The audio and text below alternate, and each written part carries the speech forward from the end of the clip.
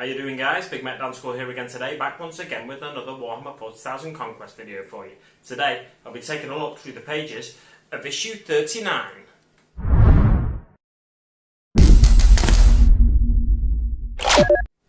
So, let's start as we like to, assessing the value of the issue. We get this, which is a Space Marine Captain sprue. Now, this is a Space Marine Captain in power armour. We've already got the Gravis Captain, the Captain in Gravis armour. So, the Captain is £22.50 direct from Games Workshop. So this is a great value issue. You're getting almost 3 times the value of the magazine. Not quite, it's like £24 or £23.97. The 3 times value of the magazine, but £22.50 is not far off, is it? So, onto the issue. Let's take a look at the front cover as we always do. So we've got History of Mankind, Space Marine Fleets, and Captain Sicarius. So Captain Sicarius, this fella here, this nice bit of artwork. Mine's a little bit, got a few marks on this page here, just from where the sprue was dug into the front cover of the magazine. That does tend to happen now and again. It's one of the downsides of the way they package the issue, just throwing the sprue in with the inside the plastic. They don't put anything around the sprue, but it's not the end of the world. It's it's a really cheap way of getting miniatures most of the time. So I can live with the occasional bit of damage on the pages. But yeah, Captain Sicarius. Cato Sicarius is his full name. His rank is Captain, war gear, plasma pistol, mantle of the suzerain, Talisarian Tempest Blade, which is his power sword there, and notable battles, the Damnos Incident and Black Reach. So it just talks about how Cato Sicarius rise through the ranks. It talks about his rise through the ranks and becoming captain of the first company. Sorry, not the first company, the second company of Ultramarines, I should say. We've already seen in this Conquest magazine them talk about Captain Usher, who is the current captain of the second company. So this is a former captain of the second company. He also served as a member of the Victrix Guard when he was, I think he was thought lost in the warp. It does tell us in here. He was thought lost in the warp, and then Asheran was given the rank of captain of the second company. And then Sicarius was found. Eventually, he came back to the fold of the Imperium, and he was given charge of the Victrix Guard. The Victrix Guard I think the Victrix Guard are like the bodyguard of the Ultramarines. We've covered the bodyguards definitely in Honour Guard in previous issues, and that's like the ultimate Honour Guard of the Ultramarines, as far as I'm aware. But I might be getting mixed up there with different bits of lore. Let me know in the comments if I'm wrong. Anyway, so it goes into a bit more detail here, exploring the war gear on this page. It talks a little bit more about him there, Cato Sicarius. But let's talk about his armour. He's got the armoured plate of Aura. It's an artefact of the Horus Heresy, so it's really old armour that he wears. The Golden Aquila, icon of Duke of Talisar. Duke of Talisar is, I think, a rank he bears, basically. So he's also got a icon of the chapter and symbol of the High Suzerain, which is the U symbol on his chest, basically. And then the Warrior Cross of Ultramar, symbol of the chapter and noble lords. I'll be honest, when I first saw that, I thought it was just a Crux Terminatus, which I think he could also bear, because he's a veteran. Unless it's just the first company that bear the Crux Terminatus. No, it can't be, because I think when you get a captain in Terminator armour, they don't have to be captain of the first company, but they still bear the Crux Terminatus, because it's on the Terminator armour. So I don't know exactly. I guess like captains are all veterans, so they could all bear the Crux Terminatus.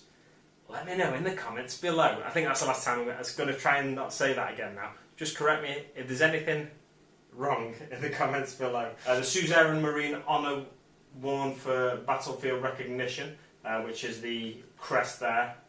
Photoreactive golden lenses, proof against spectral assault. So that is Captain Cato Sicarius' armour there. Moving on to the next page, we've got a bit more about Demons of Nurgle. Now, this is Rotigus Rainfather. I said on a previous Conquest video, I spoke about Rotigus Spume, I think. I was getting mixed up. I mentioned a great unclean one, Rotigus Spume, but he's not a great unclean one. I'm getting two different characters mixed up there. There's Gutrot Spume and there's Rotigus Rainfather. There's a lot of similarities in various Nurgle names because they tried to make them have a similar sound, so it sounds like they come from the same family of words, and they have like diseases and sort of disgusting words like that imply vomiting and pustules and stuff like that. They try to put those words in all the character names, but Gutrot Spume is actually, I think a character from Age of Sigmar. And then there's Rotigus Rainfather, who is a great unclean one. You can use great unclean ones in Age of Sigmar as well as Warhammer 40,000. So if you were thinking of starting an army for Age of Sigmar and you already play Warhammer 40,000, then why not go for one of the demon armies? Because typically demon armies you can use in both systems. So Rotigus Rainfather is a great unclean one, and he's got this huge mouth across his belly there. He is horrible, quite frankly. To put it lightly, he's horrible. He's got the ability to vomit out lots of bile and fluid and pestilent water. He doesn't just do it out of his mouth; he does it out of his belly, his great gaping maw on his stomach there, and all over his flesh. Different mouths open and spew out this horrible substance that floods the battlefield and wounds all around. Again, I think I said this last week. I don't know how that translates into in-game rules. I wouldn't have thought it's a massive area affecting like they make it sound. I imagine it's like a toned-down version for the battlefield. The way they describe things quite often in the fiction and in the lore of the universe doesn't directly translate to in-game rules. Normally they try and have like a kind of in-game representation of that lore, but they don't always do it because certain characters would just become way overpowered. So I think that's why they tend to tone it down for the actual in-game, for the rules in-game.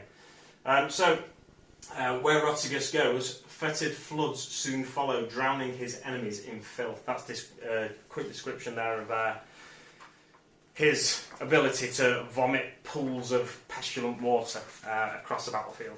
And then, onto the ages of mankind. So for the Imperium has persisted for 10,000 years, but human history stretches back far further. I wonder how far. Well, it's the 40th millennium, or the 41st millennium, where Age of Sigmar is set, where Warhammer 40,000 is set. We're in the third millennium now, aren't we? Currently, in 2019, this is the third millennium. So they go back to the first millennium to start here. So it talks about the Age of Terror, Millennia 1 to Millennia 15. And it says there's not really much known about Terror here. It was when mankind first spread from Earth, their first baby steps into space, if you like. They terraformed Mars and then spread from there. Mars became like a haven of technology, it became renowned for technical advancement. But then it goes on to talk in much greater detail the Age of Technology, which is Millennia 15 to Millennia 25. The Age of Technology is also known as the Dark Age of Technology. Some might call it the Golden Age of Technology. I most frequently hear it as the Dark Age of Technology, where basically massive advancements in technology caused the Imperium to spread further than before. And then after that it moves on to battle fleets of the Adeptus Astartes. So Space Marine fleets, in order to transfer those chapters around, the Space Marine fleets, the Adeptus Astartes fleets, were also shrunk down, and they were only allowed access to certain sized vehicles, for want of a better word, certain sized craft.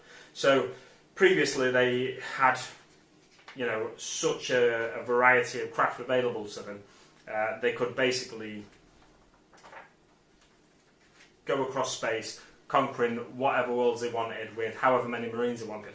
But the biggest craft of Space Marine chapter has now can take 3 companies of Space Marines, which is 300 Space Marines basically, where previously, the massive battle barges that they had during the Horus Heresy could take far more. And what do they have now? It does say in here somewhere, you bear with me 1 second. I think they still have battle barges as like a capital ship, but they have strike cruisers, which are, yeah, they have a Space Marine battle barge and lots of strike cruisers available to them in order to wage the Emperor's wars. And yeah, the war is never on the scale it was during the Horus Heresy. Although I guess to a certain extent war rages across the galaxy, so it is on a massive scale. But it's not quite the same way it was during the Horus Heresy. Anyway, on to the next page, which is how to build section. And the how to build section is nice and simple, but we do have a slight difference in this how to build section, something we don't see in all the how to build sections. We have some options available to us. So coming a little bit closer, we can take a stalker pattern bolt rifle, the one with the scope there, the sight, or we can take an auto bolt rifle, the one with the drum barrel. The drum barrel? Is that the right word? It's not a drum barrel, is it? It's a drum ammunition feed, ammunition drum. So the one with the ammunition drum, it's more like it's an assault weapon. You're supposed to fire it on the go, so you can advance and fire it as well because it's an assault weapon. Whereas a stalker pattern bolt rifle, it's more like a sniper rifle basically. You get a bit more range with it, but it's a heavy one weapon, so you only get one shot with it. But you get 50% more range and anything else. Yeah, if you move, you then -1 to hit, I think, because it's a heavy weapon as well. And then another option is there's a few various options here. Yeah, so the first notable option is you can take a helmet with a plume if you want, but you don't have to put the plume on by the looks of it. Or you can just take a bare head like this gentleman has here, and in the painting guide it shows us how to paint a bare head as well. The painting guide again is 6 pages, so it's the same as we got for the Deathguard character last week. Starts off nice and simple with the first few steps. You paint some parts of the cloak Rakarth flesh, paint shoulder pauldrons and details like gilded gold, and then retributor armor, more places for that. Pick out some of the metallics on the sword and on the gun in silver, and then onto a band and black in various areas, the casing of the gun and stuff, and then red for all the glorious, luxurious material that is on a captain, because the higher up you get in the Space Marines, the more complex to make your armour. It's kind of like it's seen as an honour, and they're all honour markings and things you've earned. And then onto Celestial Grey on the next page for some of the ties and strings on the cape. Picking out certain areas here of the base. Pick out the purity seals, various areas there, edges, the washes in the edges of the cape again, and then onto the null oil wash. Final outcome is something like this. So it's all right. It's an all right paint job. It looks. I think to be honest, the Deathguard character we saw last week feels like he's a little stage further forward. He's not, but because of the colours and the way you paint Deathguard to make them look grimy and gritty, he looks more complete than this guy does for me. But they're actually at the same stage. And then it gives us a nice simple how to paint flesh here. So it ends with this one, which is the end product there. We have got Rakarth flesh, so if you wanted, you could go in and do some further highlights, I'd say. However, it's quite like a pale, pasty, grey flesh, Rakarth flesh, so you probably don't want to mix it with the Bugman's Glow too much. Although there are ways to do it, of course. You could mix the two together to give you that slight highlight. Anyway, that's your 6 pages of painting guide. On to Seize the Beacons. I was going to say the breaches then, but it does say beacons, not breaches.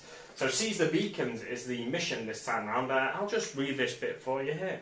Victory is in sight, brothers. Slay the heretics. For the Emperor. For McCrack. For Gilliman. Forward to glory. Excuse me. Wow. I really went for it there. And it proper scratched my throat. Anyway, now I've been ridiculous, and I'll leave that cough in for you. Now I've been ridiculous and read that out. Oh, I bet I'm bright red as well now, aren't I? Breathe, Daniel, breathe. I'll talk you through the battle. So this battle scenario, you've got 5 objectives, but we've not got 5 objective tokens, have we? Oh, yes, we have. We turn the page to the back page here. We've got 5 objective tokens there that we can cut out. The good thing is it's on the back page as well. So the back page, typically, we don't keep in the binder, we dispose of the back page. So, as you may remember from last week's issue, we had some 2-dimensional terrain on the back page. But this time we've got the tokens that we can cut out and dispose of the back page. Anyway, back to the battle. So you get 5 objective markers, put them 9 inches from the short edge and 6 inches from the long edge. And the same in these corners here, 1, 2, 3, 4, and then 1 smack bang in the middle of the board, 5. And then that's what you're trying to fight over in this battle. The forces, they're quite numerous forces, I'd say. So they've got a Foul Blight Spawn on the Deathguard side, 12 Poxwalkers, a Tainted Cohort, Mephitic Blight Hauler, and 5 Plague Marines. 1, 13, 14, 15, 16, 17. So that's 22 models for the Deathguard side. And then the Space Marines have got 11, 13 models. So, as always, or as is more often than not the case, the Deathguard far outnumber the Space Marines because of the Poxwalkers. They're not that good a unit, but for battles like this, they are a good unit. Because it doesn't say anywhere here, you can't hold an 2 objective markers with your Poxwalkers. You could easily string your Poxwalkers out so you can hold 2 objectives there, giving you an advantage as a Deathguard player. All you have to do to hold an objective marker in this battle is have more models closer to the objective marker than your opponent. So really, with those numbers, you as the Deathguard side, you're gonna do quite well here, I'd have thought. Deployment. So both players roll, and the winner picks which deployment zone they get. The player who lost the roll deploys their entire army first. Their opponent then deploys their entire army. The player who finished setting up their army first chooses who takes first turn. Now that's a little weird, strangely worded, because you're not deploying a unit at a time, so obviously you know who is going to finish deploying their army first, and then they get to choose who takes the first turn. So the winner picks one of the 2 deployment zones, and then the player who lost the roll deploys their entire army first. So if you lose the roll, you're going to get to choose who takes first turn, basically. So even though you don't get to choose the deployment zone, you still do get to choose something. Victory conditions. At the end of each battle round, each player scores a number of victory points equal to the number of objective markers they control. Remember that at least 1 marker is worth an additional point each round. I forgot to tell you that bit. You roll a dice at the start of the battle. You roll a dice. On a roll of 6, each objective marker is worth 2 points at the end of each battle round. But on a roll of 1 to 5, they numbered the objective marker, so it goes 1, 2, 3, 4, 5. On a roll of 1 to 5, that particular objective marker, so if you roll a 3, it'll be number 3, is worth 2 victory points instead of just the 1 victory point. If you roll a 6 and the roll worth 2, it doesn't really change the battle at all. So what you really want to do is hope that you roll, if you're in deployment zone A, hope that you roll a 1 or a 2. If you roll a 3, your opponent's got a good chance of getting to it as well. But if you're the Deathguard side, you've got an advantage of numbers overall anyway. So the battle lasts 5 rounds. That's the battle for you. On to the Primaris Captain. And let's just take a slightly closer look. I'll tell you a couple of things about the Primaris Captain first. He's got a weapon skill, ballistic skill of 2 up. He's got 6 wounds, 5 attacks, so he's quite a combat monster. Don't forget he's got that. He's got the power sword as well, which, if you remember last week, we spoke about a plague sword, and that has a -3 AP. This has a -3 AP. This power sword. So he can take a mastercrafted auto bolt rifle or a mastercrafted stalker bolt rifle. Comparing the two, the auto bolt rifle is 24 inches compared to the stalker, which is 36. You may think, well, it's a no-brainer, let's take the stalker. But the auto-bolt rifle is assault 2, meaning you can move and advance and still fire it. And you get the extra shot as well. The stalker bolt rifle is a heavy one, meaning if you move and shoot it, you're at a -1 to hit, if I'm remembering rules correctly, because it's a heavy weapon. The stalker, though, does have an advantage because they're both strength 4, but the stalker has an AP value of -2, meaning it's going to take off 2 from your opponent's dice roll when they're rolling for their saves. And they both got a damage 2, so it's a good damage characteristic there. The power sword, as I said, is a -3 AP, and he's got frag and crack grenades as well. Moving on to this page here, we get a nice little snippet here of what the battlefield's going to look like, when the next battlefield's going to look like when we get all the terrain and everything. I'll come a bit closer so you can see it. I hope you can see it anyway. So this is a new city.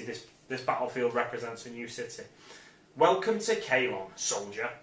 With the battle for Brachius drawing to a close, the war on Caelon II moves to a new front. The Mechanicus city of Caelon is besieged by the cruel Deathguard. Can the Ultramarines drive the Deathguard from their capital's captured city, or will the Space Marines fall victim to the noxious plagues and deadly weapons of their Deathguard enemies? This new map depicts the metal walkways, smoke-belching factories, hazardous industrial equipment of Caelon. Future issues will provide you with new battlefield terrain to enhance your gaming experience even further. There we go, so it gives you a snippet of the narrative that we're going to be getting going forward. Moving on to the back page, what do we get next week? You may remember from last week's video, we get 3 paints next week. So we're getting Liberator Gold, Wild Rider Red and Stormhost Silver, all layer paints, which I think these are actually the first layer paints we've had. I'm pretty sure we've just had base paints and washes up to now, so this is going to give us a little bit more chance to paint those detailed areas. So the paint guides will be going a little bit more in depth, I would have thought. The week after, we're getting a Plague Burst Crawler. It's a Deathguard vehicle. It's like a siege tank, basically, which handily plays along with the narrative that the Deathguard are laying siege to the city of Caelon. It's a siege tank, yeah, it's a £35 kit. It says Plague Burst Crawler. It doesn't say 1/2 of Plague Burst Crawler. However, I imagine it's split over 2 magazines out because it's a £35 kit. So, still though, it's going to be a good value issue at £17.50 if you divide 35 by 2. I've been looking forward to this one. I'm really excited. One thing to note is that the Ultramarines have 1 vehicle in the Redemptor Dreadnought. The Deathguard side have, by the time they get this, 3 vehicles. They'll have the Rhino, which is an armoured personnel carrier, yeah, so it doesn't have a lot of firepower or anything to put out. They have the Mephitic Blight Hauler, and they have the Plague Burst Crawler. So it's interesting that the Deathguard are getting so many vehicles. I'm looking forward to seeing when the Ultramarines get their next vehicle. Will they get a land speeder, or will they get some of the bikes or something like that? We'll find out together, won't we? Thanks very much for watching, guys, and I'll see you on the battlefield.